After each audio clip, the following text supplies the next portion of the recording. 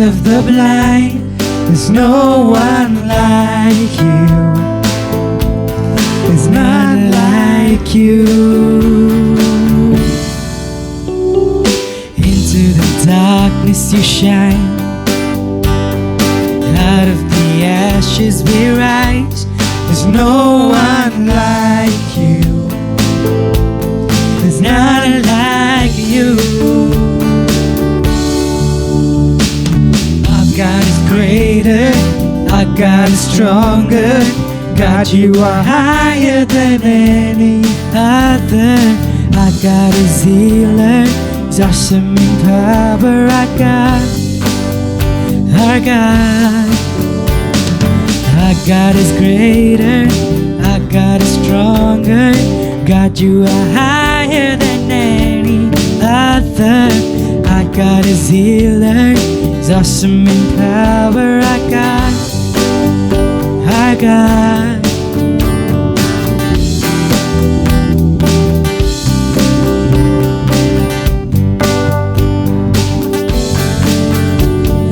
Water you turn into wine. Open the eyes of the blind. There's no one like you. None like you. Into the darkness you shine. Out of the ashes we rise.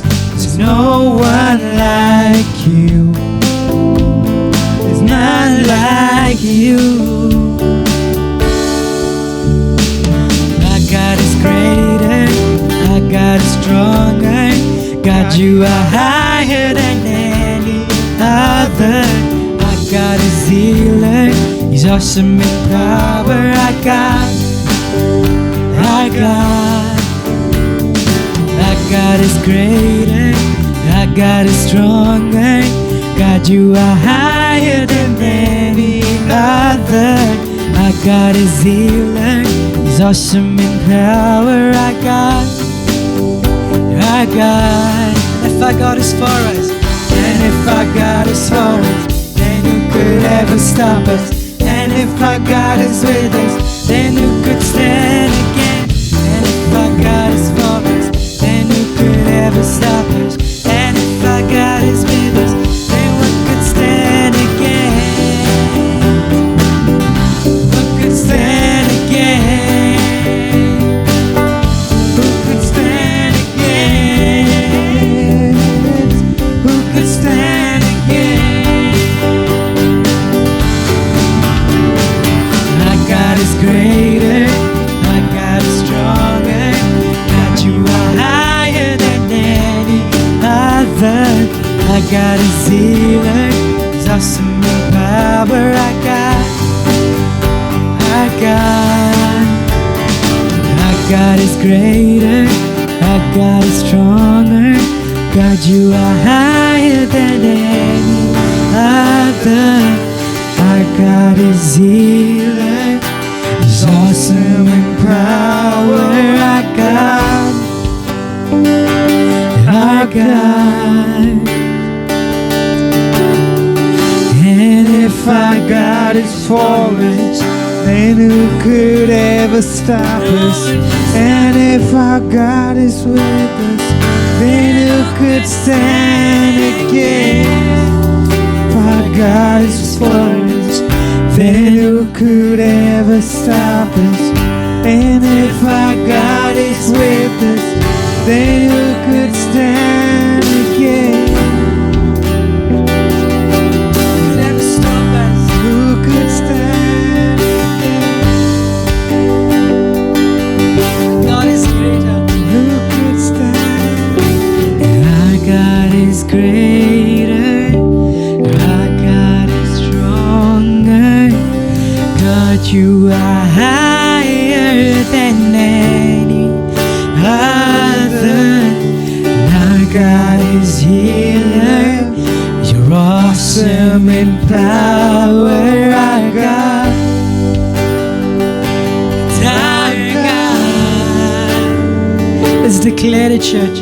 Our God is greater. Our God is stronger.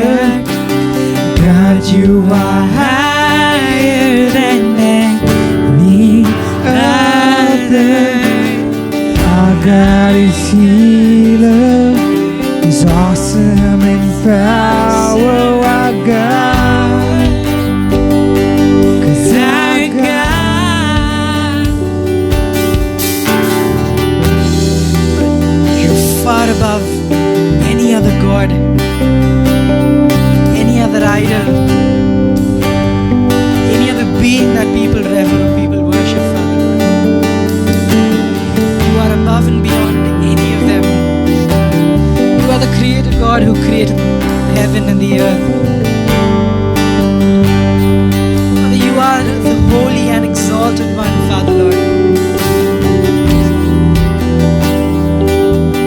At this moment, you help us to understand the greatness of your love, Father Lord. How great you are, Father Lord. You help us to understand how big you are and how awesome you are compared to us, Father Lord.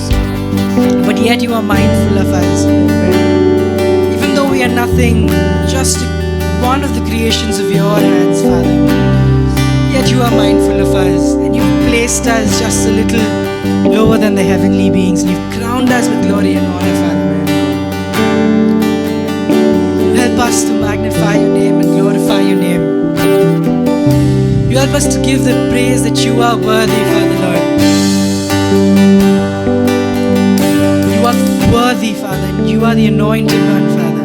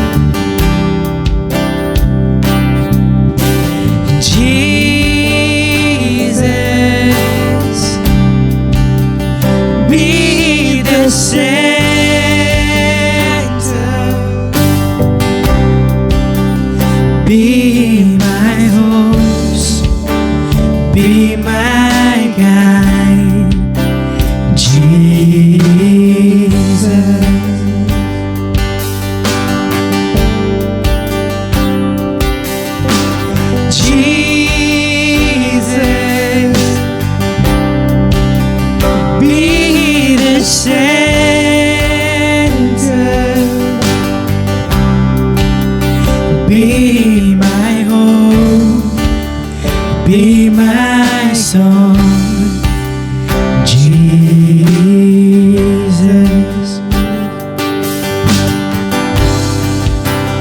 Be the fire in my heart, be the wind in these sands, be the reason that I live, Jesus, Jesus.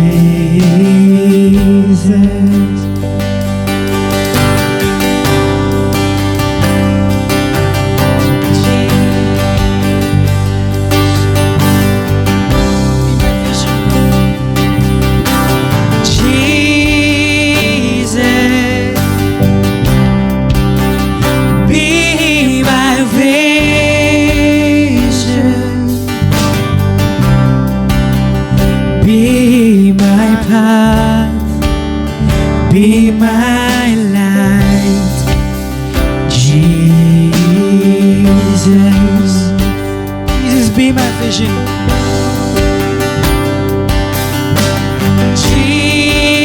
Jesus,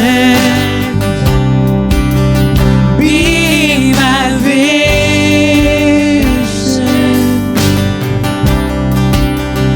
be my path, be my light, Jesus.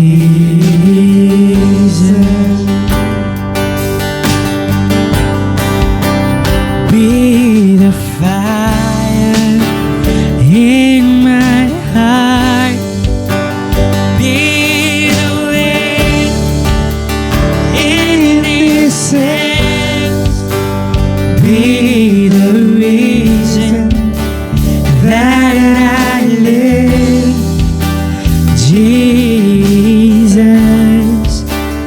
Jesus. Be the fire, be the fire in my heart, be the wind in these sands, be the reason that I live, Jesus, Jesus.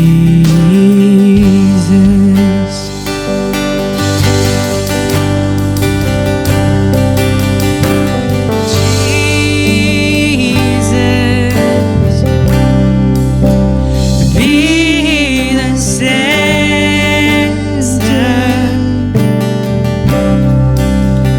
be my hope, be my song, Jesus.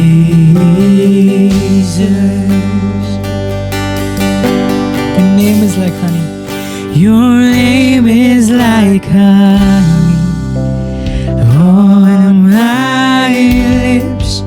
Your spirit like water to my soul. Your word is a lamp unto my feet. Jesus, I love you. I love you. Your name is like honey on my lips.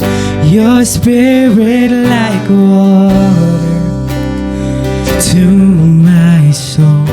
What is a lamp? Your word is a lamp unto my feet. Jesus, I love you. I love you. Jesus.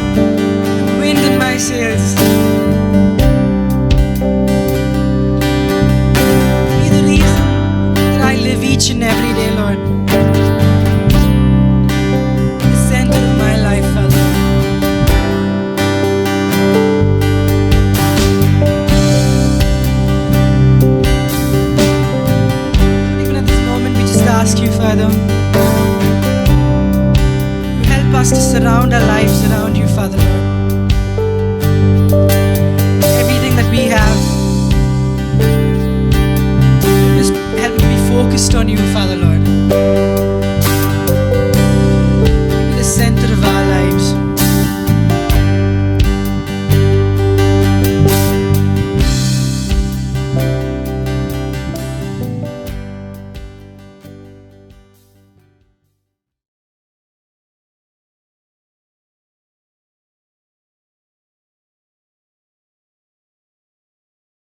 Praise God, and I really believe that you are all doing well. So today, even as we come together to hear God's word, let us all pray and commit this word into God's hand and believe that God will speak to our lives today. Dear Father, we want to thank and praise you for this opportunity that we have got to hear your word once again. Lord, we want to thank you, Lord, for the freedom that we have to use different media to speak your word, O Lord God, and propagate the good news which is there in thy word. I pray, Father, today that even as we go through your word, I commit myself. It is not in me, but Holy Spirit, that you shall speak your word through me to each one of our lives. And I pray, Father, that you not come back void, but accomplish your purpose into our lives. I give you all the glory, honor, and praise, and we bind every work of the enemy. In the mighty name of Jesus, we ask. Amen. Even as we come to this time to hear God's word, I know that we all are living in a very challenging times. We all are going through this season of pandemic. The whole world is affected by this pandemic. Along with this pandemic, there is an economic fallout. There's a recession that is going on. Many people are losing their jobs, pay cuts, businesses are down. And people really do not know what's in store in the future. People are worried, people are panicking, and the governments of the world also are confused and are just trying one or the other method of how we can cope up through these particular situations. Even in India, we have got challenges of its own, because India is also, this infection has been increasing, and instead of declining, we are seeing it ascending. And some estimates say that it may go on for another couple of months, even till August. Along with this, we have heard about the crisis of the migrants. About 100 million migrants have been affected all over this nation, and it's like an exodus of these people traveling from the cities, going to their villages, and we can hear stories after stories about their struggles, their pain, their distressful situations. And as a church, we really continue to pray for these people, and we pray that somehow God will enable His church, even in those villages, to reach out to these people. We have heard about different calamities also, like the gas leakage that happened in the month of May in Vizag. We have heard about cyclone hitting the eastern coast of India, and very recently we had the western coast of India also being hit by cyclone. There's been great fear about the locust attack in the central part of India, the heartland of India. There has been so many things happening around in our own nation.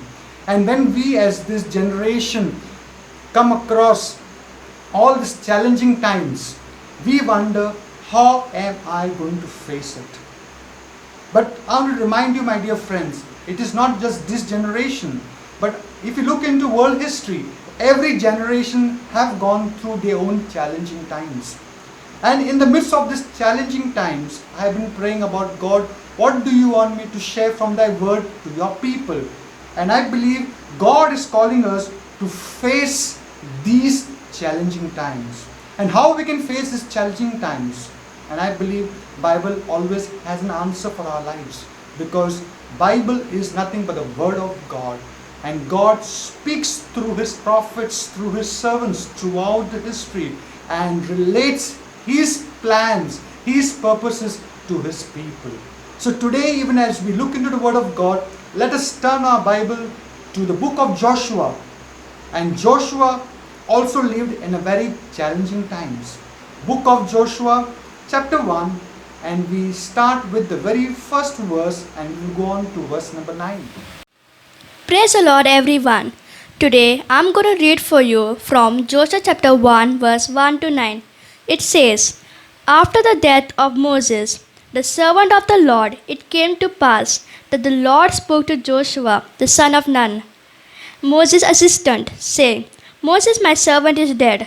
Now therefore arise, go over this Jordan, you and all this people, to the land which I am giving to them, the children of Israel.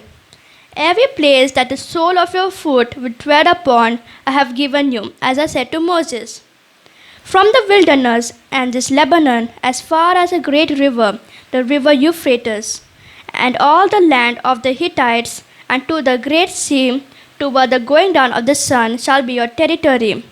No man shall be able to stand before you all the days of your life. As I was with Moses, so I will be with you. I will not leave you nor forsake you. Be strong and of good courage. To this people you shall divide as an inheritance the land which I swore to their fathers to give them. Only be strong and very courageous, that you may observe to do according to all the law which Moses my servant commanded you. Do not turn from it to the right hand or to the left, that you may prosper wherever you go. This book of the law shall not depart from your mouth, but you shall meditate in it day and night, that you may observe to do according to all that is written in it. For then you will make your way prosperous, and then you will have a good success. Have I not commanded you? Be strong and have good courage. Do not be afraid, nor be dismayed, for the Lord your God is with you wherever you go. Thank you. God bless you. So we can see here Joshua, who has been assisting Moses. The tag of Joshua is nothing but an assistant of Moses, a person who was helping Moses in whatever this great leader needed to do. And Joshua, as Moses' assistant, has seen the different phases not only in Moses' life but in the whole children of Israel Exodus journey. He has seen how God has worked miraculously and how people disastrously let their God and let their leader down. And now what has happened is that Moses is their great leader, and in fact he is one of the greatest leader of mankind, because he led almost 2 million people at one particular given moment of time.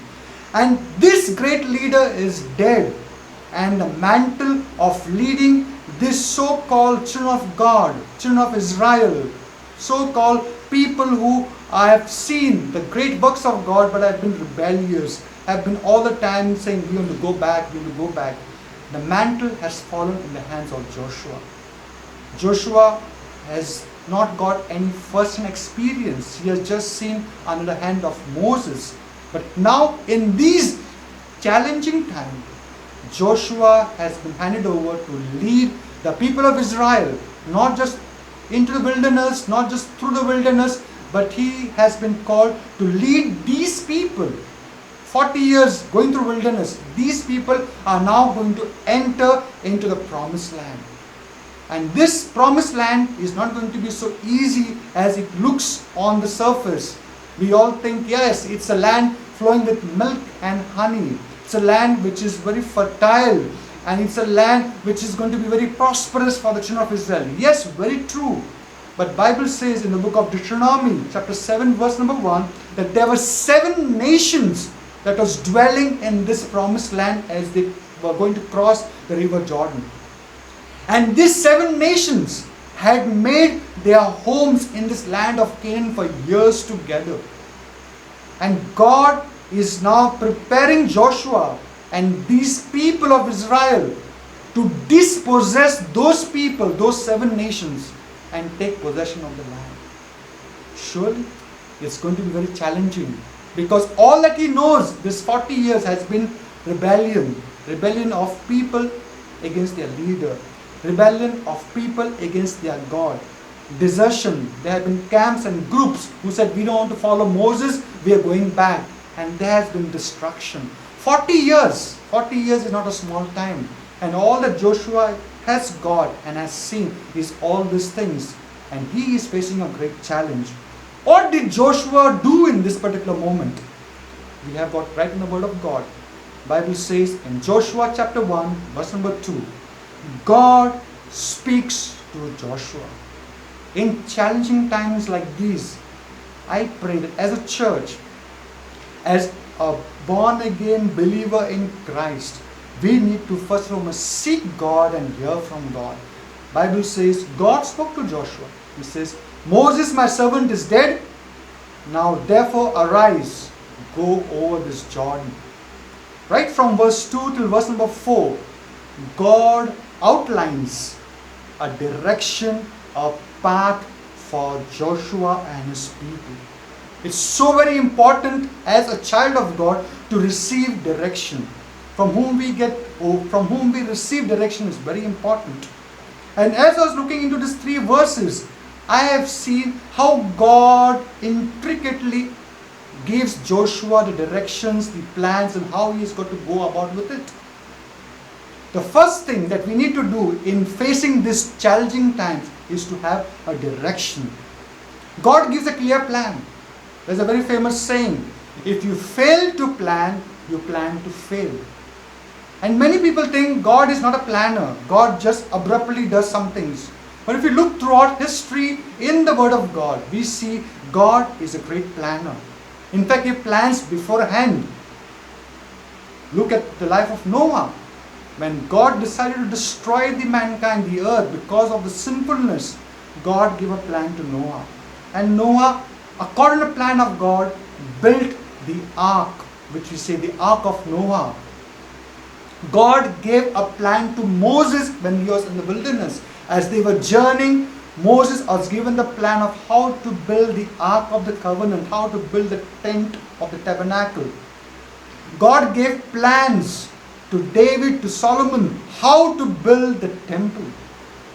Very, very intricate planning. Many people think, what is all this? But if you read the Word of God, you find such detailed planning by God. Do you have or do you receive directions from God? Many people, even men of God, have no direction. They just say, I want to be successful. When you ask them, how do you want to be successful? What do you mean by being successful? They have no answer. How to be successful? Do you want maybe an increment? Your salary should be increased. Do you want your position to be increased, to be promoted? They are very vague. Many a times we as individuals are just praying for God, bless me, bless me, bless me. But in what definite way do you want God to bless you? Sometimes we have wrong direction. We are all moving on. It's like Mr. Sammy decided to have a good holiday in Goa. He lives somewhere in Mumbai. So he has told his friends that I'm going to go to Goa with my family for a holiday. Well, not in this pandemic, but it was just a story. So the whole family is geared up. Mr. Sammy and his family is geared up to go for this holiday to Goa. They all dreaming about the sun-kissed beaches. They all dreaming about the beauty, the nature of Goa, and they will drive down to this beautiful state and enjoy the beaches of Goa. But he takes out the map, the day has come, the map is ready, and they know that they are around 600, 550 kilometers down south is Goa. So they are all very excited. The intention is to reach this beautiful holiday place of Goa. Good intention. His intention was to be away from this busy life of the city and spend time, quality time with his family.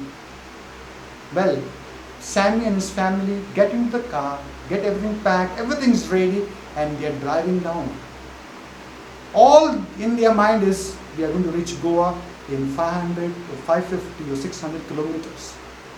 And as they are driving, after almost 500 kilometers, they reach to another city, which is called Ahmedabad. What went wrong? How come they have reached Ahmedabad when they are supposed to reach Goa by this time, or on the borders of Goa?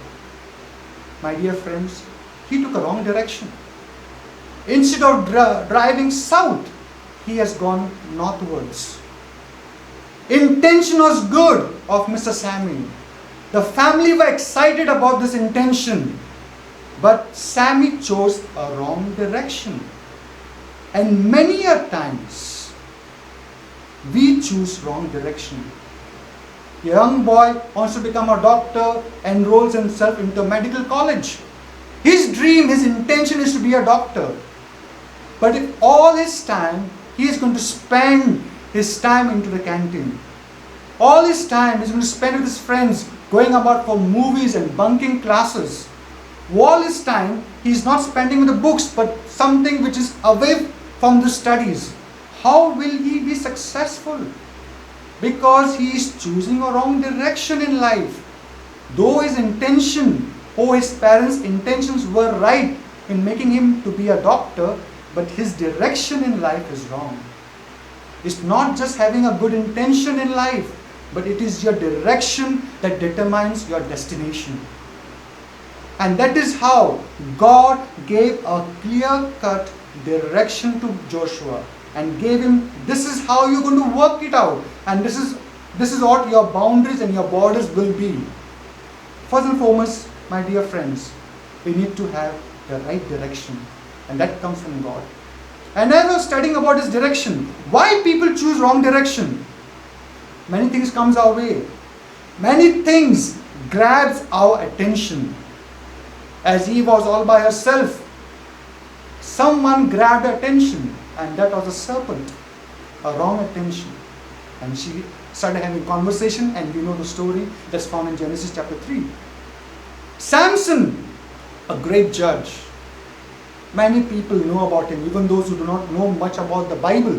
Oh, Samson is a great hero.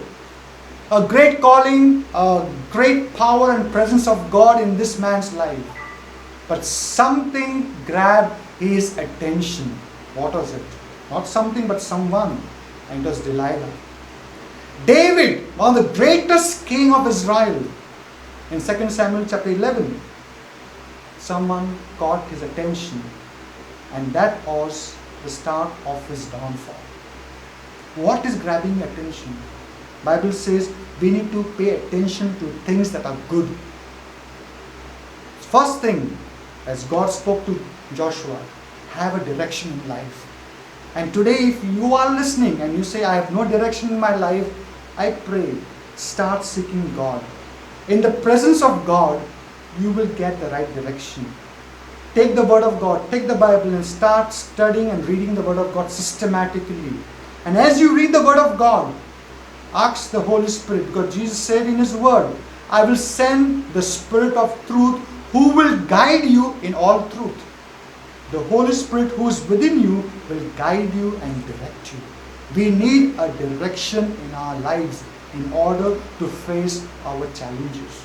Second, that we find in this particular passage is confidence. In the book of Hebrews, the writer in chapter 10 verse 35 says, do not cast away your confidence which has a great reward.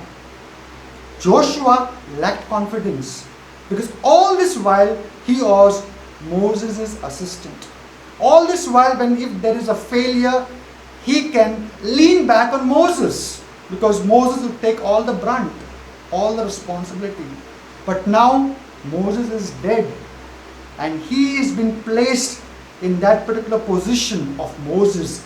He is going to stand the shoe of Moses. He was fearful. He lacked confidence. God reaffirmed Joshua as you read in chapter 1 verse number 5. Look into your Bibles. God said to Joshua, no man shall be able to stand before you all the days of your life. What a promise.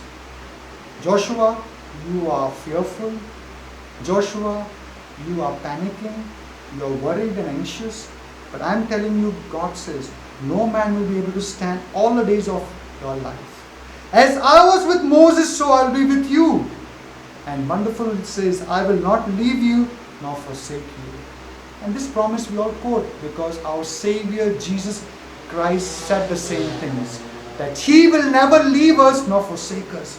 It's not only just one place. In that same passage, in verse number 6, in verse number 7, verse number 9, and verse number 18, in that one chapter, 4 other times God is telling Joshua, be strong and courageous. God was reaffirming Joshua, saying that your confidence is in me, Joshua, not in you, not in Moses, but in me. Why sometimes we lack confidence? As I was thinking about this word confidence, we all love to be confident people. But why sometimes we struggle with no confidence?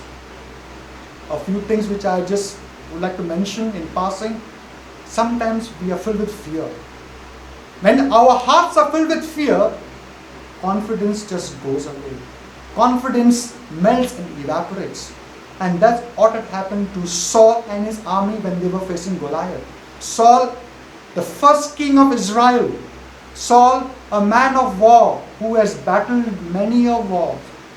And the army who have seen many enemies and they have seen God vindicating them. But in face of Goliath, this giant, they were fearful. Whenever Goliath came on the scene, Bible says their hearts were getting melted because he was challenging the armies of God. Sometimes when our hearts are filled with fear, and especially in situations like today that we are living in, there's so much of fear, there's so much of panic, so much of insecurity about future. Fear grips a person and we lose our confidence. Sometimes we have no confidence because of failures, past experiences. Moses said, God, it's 80 years now I am gone, I'm more than super senior citizen. What hope is there in my life? What can I do? And you are calling me now at this age of 80 to go back to Egypt and lead your people, go back to Egypt and stand before Pharaoh? I have no confidence. And when I look back 40 years ago, I messed it up. At that time I was thinking I would do it, but no, I failed. Now, no way. Sometimes we have this feeling in our lives. Fear, failures, the past failures keep haunting us. No, I will not do it. I will not try this. I have gone through all this. I don't want to try this out because I failed in the past. And we go down in our confidence. We become diffident. Third is feelings. Sometimes our feelings let us down. One moment in 1 Kings chapter 18, Elijah is the hero, calling fire from heaven, killing the 850 false prophets of false gods. And there is this man Elijah talking to King Ahab and then telling the people, you choose this day whom you are going to serve. The very next day, this man Elijah, the powerful prophet, the prophet who called fire from heaven and consumed the sacrifice on that mountaintop in front of all the people, the very next day when he hears a threatening message from a lady, from a woman, what happens to Elijah? He becomes fearful. His feelings takes over his life, takes over his faith, and he runs away. He runs away from Israel, from the northern kingdom, and goes to the southern kingdom. He runs away. Sometimes feelings can overpower what confidence we have got in God. There are many other reasons why we don't have confidence. Sometimes we put confidence in the wrong place. That is called wrong confidence. We put confidence in ourselves. I'm good, I'm strong, I have got the money, I have got the power, I have got the influence. Samson felt like that. Anytime I go, because I have got long hairs, I can kill all the Philistines. I can kill all the enemies. Nobody can stand before me. Just as God said to Joshua, no man can stand before you, same thing applies for me because I've got long hairs. But that morning when he woke up and his hairs were already cut, he thought, come on, like usual, the Philistines have come over me, I'm going to destroy them. It was not to be, because the Lord's presence had departed. It's wrong to have confidence in self. This pandemic has shown the world that having confidence in self is futile. You may boast about many things, but all this boasting will one day come to an end. Will just collapse. Sometimes having confidence in man. Oh, that man I know, this man I know, he said he will help me. Jacob, who was running for his life and was sent to his uncle Laban, he had confidence. My uncle, my mother's brother, he will make my life. Because there Esau, my elder brother, is all out to kill me because I robbed his blessing. But in Jeremiah chapter 17 verse 5, Word of God says, cursed is the man who puts his confidence, his trust in man. Cursed is that man. Don't put your confidence in man. Man will fail you. Sometimes we put our confidence in situations, in career, in the finances. In Luke chapter 12, verse number 16 to 20, Jesus speaks about the parable of the rich fool. This man who had a great harvest, he said, wow, this is a great harvest. I will burn down my old barns, I'll build up new and put this everything in this new storehouse, and rest of my life, I'm going to enjoy my life. What happened? He heard a voice that night, that tonight you will die. What's the use? You thought that you have made it everything. Your future is secure in your finance, in your career, in your possessions. But no, tonight, you are going to say goodbye to all of that. Where is your confidence, my dear friend? God calls us to have confidence in Him. And that's what we can see the beauty about David when he began his life as a shepherd boy, and then when he was facing Goliath. He had no experience in facing Goliath. Saul, the army. In fact, David's three elder brothers. David's three elder brothers, they had an experience because they were in the army. They were fighting along with King Saul. But they were all fearful. But when David reaches that place, something within him was troubling. He said, how can this uncircumcised Philistine challenge the armies of God? David, who had no experience of battle or fighting a war, but he had his confidence in God Almighty. And he said to King Saul, I am ready to go and fight against this enemy, against this giant. I am willing to face, because I know my God is much more powerful, much more greater than this giant. And when Saul tried to put all the armor, make him ready, to make him battle ready, he was uncomfortable. And he removed all those things and he said, no, I will go in the name of the Lord. And we know what happened in 1 Samuel chapter 17. And that's what God was telling Joshua, that have confidence in me. Be strong and courageous. As I was with Moses, I shall be with you. And that's what God is telling us. In this, especially in this time of pandemic, in this season, God is shaking everything in our lives and is telling His church, His children and people all around that have confidence in God alone, because everything else will fail away. Finally, if you want to face this challenging time, God's word speaks about commitment. Verse number 9 of chapter 1, God says to Joshua, have I not commanded you? Be strong and of good courage. Do not be afraid nor be dismayed, for the Lord your God is with you wherever you go. God is telling Joshua, I am committed to you. God is telling you, I am committed to you. The question is, are you committed to God? That's where many a times man fails. We forget to keep our commitment with God. And then when everything goes wrong, we tend to blame God and say, God, where are you? Why have you forsaken me? Why have you gone away? Why have you left me? Success in life does not come easy. It is not chances. By chance, I just became successful. Success in life comes through commitment, comes through consistency. We got to be consistent in our life. If we are not consistent in our life, success will not come. God's purpose will not be fulfilled. And that's what God was trying to tell Joshua at this particular juncture as he is beginning the conquest of the children of Israel into the promised land, because they are about to cross river Jordan, and after crossing this Jordan they had this big city of Jericho. God was telling Joshua, are you committed?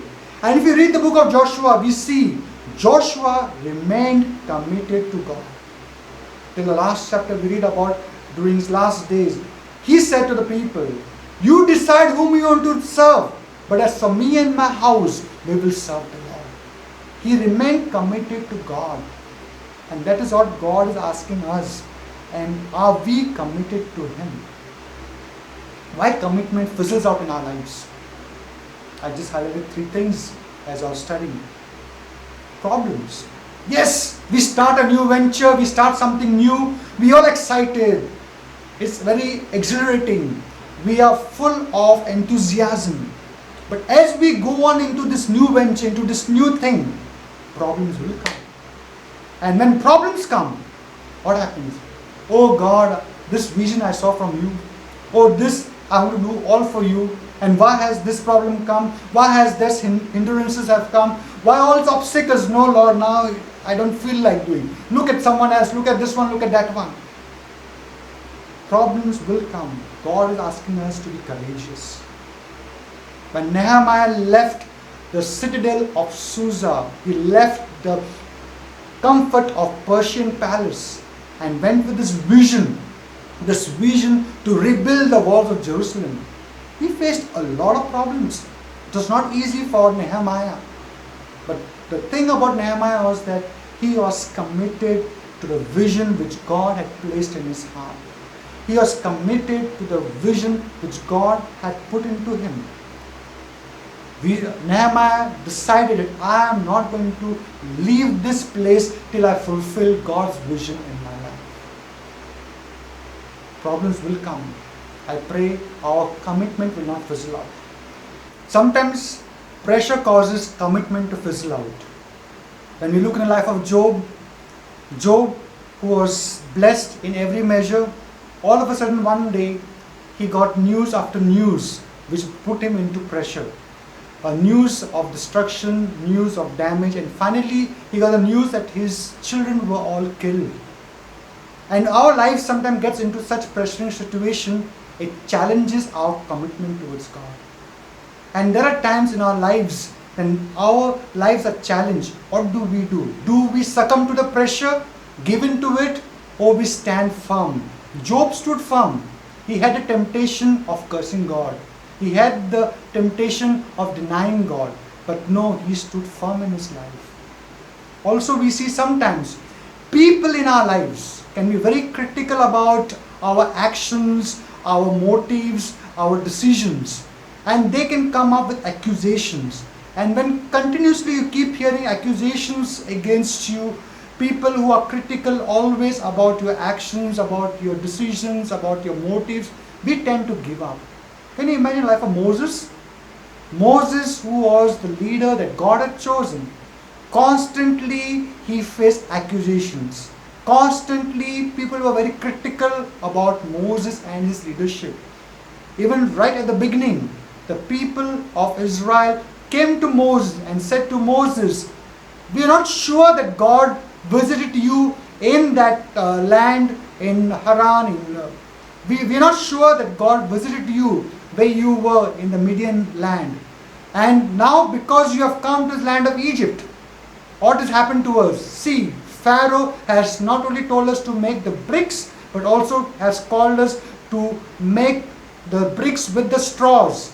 Get the straws and make the same number of bricks. And they were very critical about Moses. And we can see throughout the journey how people were critical about Moses. Sometimes all these things, problems, pressure in our lives, and people who keep on accusing us, causes our commitment to fizzle out. God knew that Joshua is going to face this situation. And that's why God encouraged Joshua, saying that I am going to be with you, I will never leave you nor forsake you, just the way I was with Moses. Are you committed to me? And this is what God is asking us today. In the midst of these challenges, as God is committed to you and to His church, are you committed to your God? Are you committed to your Savior Jesus Christ? Because He says, I will be with you till the end of the age. God is expecting commitment like how Daniel had commitment. Many of us want to become like Daniel. There are times parents name their children Daniel thinking, my son is going to become like Daniel. But Daniel was a man of commitment. As a young man, when he was taken as a slave from Israel, from Jerusalem, from Judah, and he was taken to Babylon, in Daniel chapter 1 verse number 8, he said, the Bible says about Daniel, that Daniel purposed in his heart that he will not defile his body with the delicacies of Babylon. He will not defile his body with the things which have been forbidden to eat in the book of the law. Daniel could have many excuses by saying, well, right now I am not in Israel. Right now I am a slave. I am not a free man. Right now I am in Babylon and I have to succumb to whatever they have been giving to me. But Bible says about Daniel that he had made a decisive decision that I am not going to defile my body because I may be in Babylon, I may be a slave here, but ultimately I am a child of Almighty God. And today God wants to remind us that more than anything in life today, you are a child of God. And just as Christ and God is committed towards you, God is asking, are you committed towards Him? Luke chapter 9 verse 62, Jesus said to the one who wanted to come and follow Him, He says, no one having put his hand to the plow and looks back is fit for the kingdom of God. Lot's wife looked back and she became a pillar of salt. When we look back and we turn back, what happens? We are not fit for the kingdom of God. That's what Jesus says. What God is looking from our lives is commitment. So in conclusion, we all go through challenges in life. You may be having greater challenges than me. Different people have different seasons of challenges, different measure of challenges. But in the midst of these challenges, do you have a direction in life? Some people have no direction. Very vague. You ask them definite questions, they don't have definite answers. Some people are going the wrong direction, have good intentions in their mind, but have wrong direction. Get a direction from God. Joshua got a direction from God Almighty. Second is confidence. Sometimes we don't have confidence because of fear. Fear grips our heart and we lose confidence. We become diffident in our life. Sometimes failures of the past keep haunting us and we think, no, I will not attempt this, I will not do this because I failed in the past. And sometimes our feelings overtake our confidence. Our feelings of I'm not worthy, I'm unfit. But Bible says we need to have confidence. Sometimes we put confidence in wrong places, in wrong things. We put confidence in self. I can do it. No, you can't do it. Sometimes we put confidence in man. But man will fail you one day. Sometimes we put confidence in situations around our lives. I've got this, I've got that. But those things will be shaken in the times of test and trial. We are called to have confidence in God and God alone. Those who put their trust in God, they will never be put to shame. That's what the psalmist says. And finally, commitment. God is asking from us commitment. No matter what problems come into your life, no matter how pressurizing situations you may go through, no matter how many people come and are critical about you, they come and accuse you. They accuse Jesus. But Jesus was committed towards us. He was committed towards the nation of Israel. He was committed towards mankind. He was committed to go to the cross and die for our sins. God is committed towards you. Are you committed towards Him? In conclusion, I'd like to pray for you, including myself, that in this challenging times, God will make us strong in Him. As Joshua was made strong in God, and Joshua became a hero in the annals of history, in the annals of the Israelites' history. God can do the same thing in your life. Joshua till the end was committed to his God. Shall we pray at this moment and commit our lives, no matter what situation, what a season of spirituality you're going through in your life, but God is able to turn things around into your life. Let us pray this moment. Dear Father, we want to thank you, Lord, for this moment that we got time to hear your word and to pray along with the saints of God. I pray, Father, that even as we go through challenging situations in our lives, I pray that we will receive a direction from you, O God, and walk in that direction, knowing that you will cause us to reach the right destination. Father, I pray that we shall have confidence in you and you alone. Lord, we don't want to be diffident and we don't want to have confidence in the wrong things. We don't want to put our confidence in wrong places, but we want to put our confidence in you, Lord Jesus Christ. And I pray, Father, just the way you are committed to us, help us, Lord God, to be committed. Forgive us for our failures. Forgive us at times when we have been unfaithful in our lives. I pray today, O God, that you will cause us to be committed to you and to your cause. We give you all glory, honor, and praise. In Jesus' mighty name we ask and we pray. Amen.